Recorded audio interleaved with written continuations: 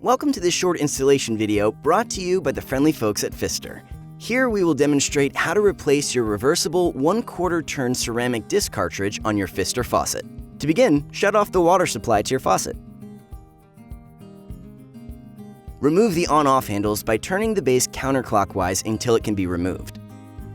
If your handles have set screws, loosen them with a 3/32 Allen wrench and remove the handles. Be careful not to lose the set screws.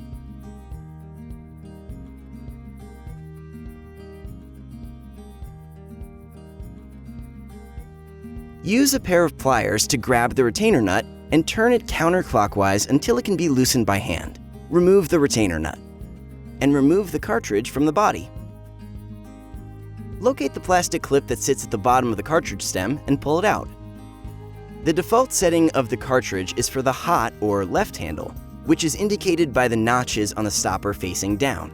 If you want to use this cartridge for the cold or right handle, you need to remove the stopper and flip it upside down so the notches are now facing up.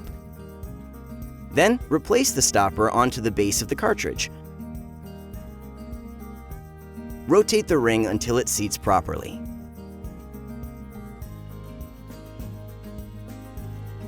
Reinsert the plastic clip to secure the stopper. Insert the cartridge into the body and rotate gently to ensure it's properly seated. Reinstall the retainer nut and tighten it with your pliers.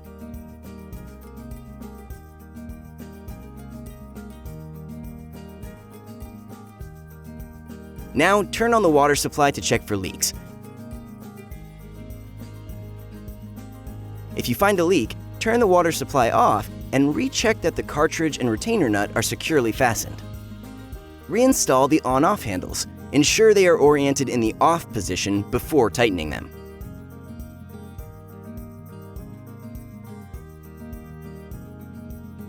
Test your faucet to ensure all components are working properly.